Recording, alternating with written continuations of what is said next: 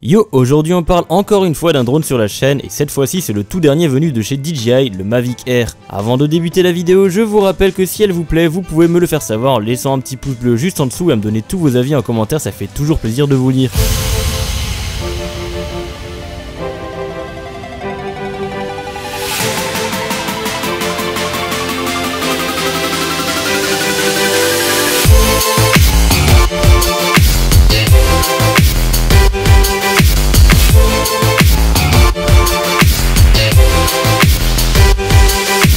Le Mavic Air est donc actuellement le dernier drone de chez DJI, il vient se placer entre le Spark et le Mavic Pro, classement pas forcément logique en tout point d'ailleurs, mais j'y reviendrai juste après durant cette vidéo. Je tiens avant tout à remercier énormément dans cette vidéo le site Studio Sport qui est un partenaire de la chaîne et grâce à qui j'ai pu tester ce drone. Le lien du drone sur leur site sera donc en description évidemment pour les personnes intéressées. En plus de ça, celui qu'ils m'ont envoyé est vraiment unique avec un design en bois vraiment sympa sur le dessus et sur la télécommande. Bon, au début j'ai commencé à tourner un unboxing, je vous l'avoue, qui était censé être le début de cette vidéo, mais en faisant le montage, j'ai vite trouvé ça chiant et pas très agréable à regarder, donc on va faire ça plus rapidement. Le pack que j'ai reçu est donc le pack Flymore Combo. Il existe ce type de pack pour tous les drones DJI et son principe est de proposer plus d'accessoires que le pack simple. À l'intérieur de celui-ci, j'ai donc le drone, accessoirement c'est plutôt cool, sa télécommande, un chargeur multi-batterie pouvant en charger jusqu'à 4 batteries, 3 batteries, des protections d'hélice pour le vol en intérieur, une sacoche de transport, une coque de transport et enfin un adaptateur permettant d'utiliser une des batteries du drone comme batterie externe, ce qui est très utile pour recharger la télécommande ou votre téléphone en extérieur lorsque vous n'avez pas de prise. Chaque batterie offre une autonomie d'environ 15 minutes à peine, je vous conseille donc évidemment d'en avoir plusieurs. Sur ce Mavic Air, on retrouve quelques petites nouveautés par rapport au Spark ou au Mavic Pro. Une des très grosses améliorations est l'apparition de 2 nouvelles caméras à l'arrière du drone pour un total maintenant de 6 caméras. Celles-ci servent de capteurs pour aider le drone à se repérer dans l'environnement et éviter les obstacles en marche avant comme en marche arrière afin de minimiser le risque de crash. Je reconnais que c'est un petit peu stressant de voler à reculons à l'aveugle et de se fier uniquement aux capteurs, mais j'ai envie de dire heureusement qu'ils sont là, car je vais vous montrer une petite séquence où on voit très bien l'utilité de ces capteurs en marche avant. J'ai lancé le mode Active Track qui est l'un des différents modes du drone. Celui-ci permet de suivre un sujet défini en mouvement. Une fois le sujet entouré sur l'écran, le drone part seul à sa poursuite et évite les obstacles quand il le peut. J'ai donc choisi de suivre un ami à moto le long d'un col. Tout se passe bien jusqu'à ce que la télécommande perde le signal pendant un court instant. Le drone continuait donc de suivre la moto sans que je ne puisse plus rien faire. Et sur son chemin, il se trouvait justement un arbre dans lequel le drone aurait très bien pu s'emplâtrer. Mais heureusement, les capteurs frontaux l'ont stoppé net, le signal est revenu et j'ai pu ramener le drone. Et j'ai envie de dire un grand merci aux capteurs car en rentrant chez moi le soir et en regardant la vidéo, je me dis que c'est vraiment pas passé loin. Autre nouveauté intéressante, le drone permet maintenant de filmer en 4K à 100 mégabits par seconde, alors que le Mavic Pro lui permettait de filmer à maximum 60 mégabits par seconde. La qualité vidéo de ce nouveau Mavic est donc un poil supérieure à celle du Pro. Durant cette vidéo, je vous passe plusieurs extraits filmés avec le Mavic Air sans color correction, tous filmés en mode dessiné-like, qui est malheureusement l'un des 2 seuls modes présents sur le drone. On ne retrouve donc pas de mode D-Log comme sur le Pro malheureusement, ce qui est un petit peu dommage.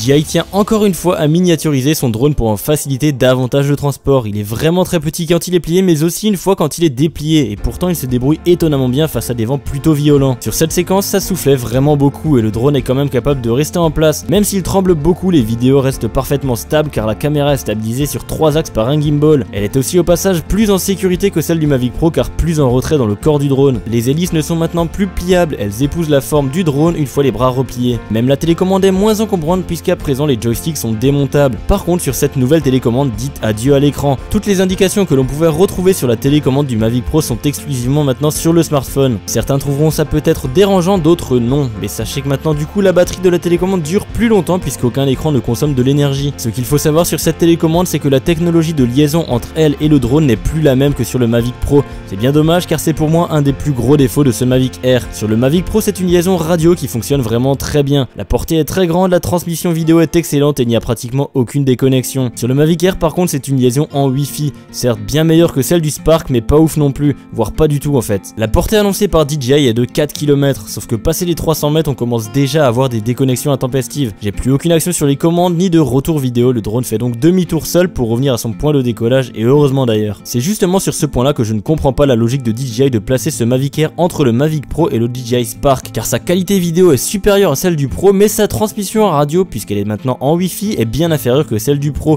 donc c'est totalement pas logique et d'ailleurs il n'offre pas autant de profils vidéo que le Mavic Pro non plus, malgré sa qualité vidéo supérieure à celle du Mavic Pro. Bon sinon pour les modes vidéo on retrouve toujours les modes automatiques classiques présents sur les autres drones, à savoir le droni, la fusée, la spirale et le cercle. De nouveau font leur apparition le boomerang et l'astéroïde dont je suis complètement fan. Il consiste à créer des petites planètes en combinant vidéo et photo pour un rendu vraiment très sympa. C'est juste dommage que des bandes noires fassent leur apparition sur la fin pour rendre l'image carrée, mais une fois coupé au bon moment on peut s'en servir pour faire de très belles transitions vraiment originales. C'est vraiment le seul mode vidéo automatique que j'utilise, le reste du temps je préfère largement piloter mon drone en mode manuel sans avoir besoin de nécessiter un pilotage automatique en permanence. Le mode APAS fait aussi son apparition, il permet en mode manuel d'éviter automatiquement les obstacles en les contournant par les côtés ou par le dessus et ça marche vraiment bien. Vous pouvez foncer dans un lampadaire à toute allure par exemple sans vous en préoccuper et le drone passera seul à côté. Par contre évitez de faire confiance à ce mode s'il s'agit de petits obstacles tels que des lignes haute tension ou des petites branches, le drone ne les verra pas et foncera droit dedans. Le mode sport est aussi de la partie comme sur tous les autres drones de chez DJI et permet au drone d'avoisiner les 70 km/h. Par contre tous les capteurs sont désactivés, c'est à vous donc d'éviter tous les obstacles et la caméra est aussi moins stabilisée puisqu'elle s'incline violemment avec le drone en fonction de ses mouvements. Côté photo je n'ai pas testé tous les modes, en général j'enregistre tous mes vols en entier, je fais des captures d'écran avec VLC pour récupérer l'image en 4K que je retouche ensuite sur Photoshop avant de la mettre sur mon compte Instagram. C'est pas forcément de la top qualité mais ça suffit largement pour Instagram. Sinon en mode photo classique il est possible de capturer en RAW pour retoucher davantage la photo avec un PC et les images sont vraiment super propres comme vous pouvez le voir actuellement. Pour conclure, ce drone est vraiment très bon, très petit et très performant. Pour voyager je vous le recommande vraiment justement pour sa facilité de transport mais aussi sa qualité vidéo qui est vraiment très correcte. Cependant il reste deux avantages à prendre le Mavic Pro et qui sont selon moi les deux points les plus importants. Le fait que la batterie du Mavic Pro dure presque une demi-heure, soit le double du Mavic Air, permet de faire plus de plans en volant et plus longtemps et sans avoir besoin de ramener le drone à chaque fois pour changer la batterie tous les quarts d'heure. Et enfin, gros point noir de ce Mavic Air, la liaison radio qui est bien meilleure sur le Mavic Pro, il y a moins de déconnexion, un meilleur retour vidéo et on peut aller bien plus loin qu'en Wi-Fi. J'ai maintenant cité tous les points principaux de ce drone dans cette vidéo, j'espère en tout cas que ce format de vidéo de présentation rapide de produits vous plaît. En tout cas j'espère que j'ai pu vous guider dans le choix de votre drone, si c'est le cas n'hésitez pas à me le faire savoir en commentaire et à me dire quel drone du coup vous allez choisir pour votre prochain achat. N'hésitez pas non plus à lâcher un petit pouce bleu juste en dessous de la vidéo et vous pouvez également partager ma vidéo et vous abonner à ma chaîne YouTube si ce n'est pas déjà fait ou encore me suivre sur mes réseaux sociaux qui se trouvent en description. Moi je vous dis merci d'avoir regardé, n'hésitez pas d'ailleurs à faire un petit tour sur le site de Studio Sport qui est en description et moi je vous dis à la prochaine. Ciao.